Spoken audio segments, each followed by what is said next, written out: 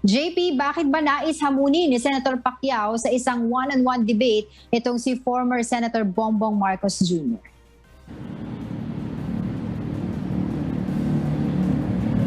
Angela, ayon kay Presidential Candidate Senator Manny Pacquiao, dapat patunayan ni Presidential Candidate Bongbong Marcos Jr.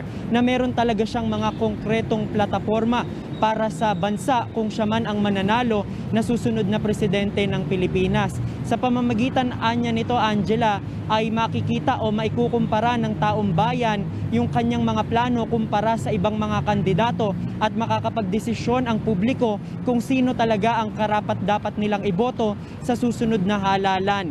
At pinulaan din ni Pacquiao ang makailang beses na pag-absent o hindi pagdalo ni BBM sa mga debate. Hinamon ng one-on-one debate ni Senator Manny Pacquiao ang kapwa presidential candidate na si Bongbong Marcos Jr. Hinala ni Pacquiao baka nahihiya lamang si BBM na humarap sa debate kung saan present ang lahat ng presidential candidates. Kaya naman iniimbitahan niya ito na magharap silang dalawa para lamang maipakita sa mga tao ang kanyang mga plataforma at plano para sa bansa. Baka nahiya siya pag maraming mga nag-a-attend. Okay sa akin, magdebate kaming dalawa lang. Kaming dalawa lang. Tingnan natin kung ano yung plataforma niya at plataforma ko. Baka alanganin siya dahil maraming nag-a-attend sa debate. Baka mahihain siya. Amunin natin yung one-on-one na lang para malaman ng taong bayan.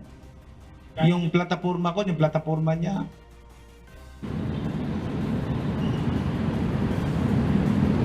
Mungkahi pa ni Pacquiao, mas makakabuti kung mismo ang Commission on Elections rin ang mag-oorganisa ng kanilang one-on-one debate kung saan ang poll body rin ang siyang maglalatag ng guidelines. Nais rin ni Pacquiao na walang advance topic o questions ang ibibigay sa kanila dahil nakahanda naman umano siyang sagutin ang lahat ng tanong na ibabato sa kanya.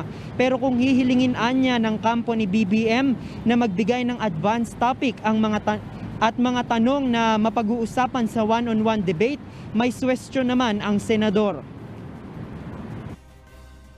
Kung gusto niya, i-advance natin yung question, yung mga pag-usapan, topic. Pwede naman topic, pag-usapan natin yung saan galing ill-gotten wealth, pag-usapan natin yung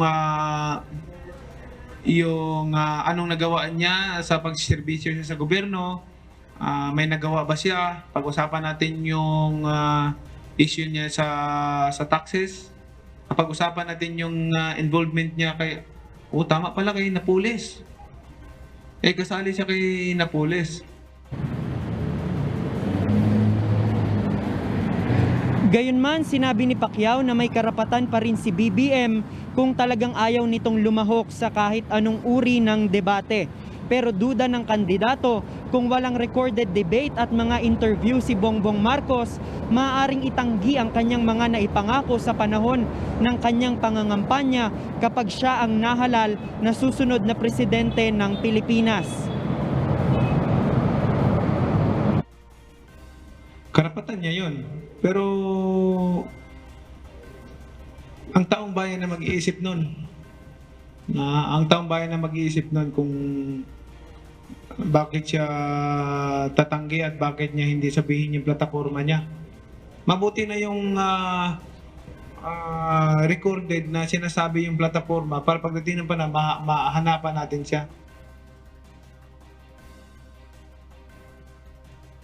Presidential candidate Pacquiao sa probinsya ng Cavite kung saan nagsagawa siya ng motorcade campaign at courtesy call sa GMA, Dasmariñas, Silang at Tagaytay City. Angela, susubukan pa nating kuhanan ng pahayag ang kampo ni BBM ukol dito sa hamon na one-on-one debate ni Senator Pacquiao. Pero may nauna ng pahayag ang kampo ni BBM sa kanyang spokesperson na si Attorney Vic Rodriguez na mas prioridad nila yung pag-attend doon sa mga campaign sortie kung saan personal nilang nakakausap yung kanilang mga taga-suporta at nailalahad nila yung kanilang mga plataforma. Yan ang ating latest live. Balik sa'yo, Angela. Maraming salamat, JP Nunez, live mula sa Caloocan City.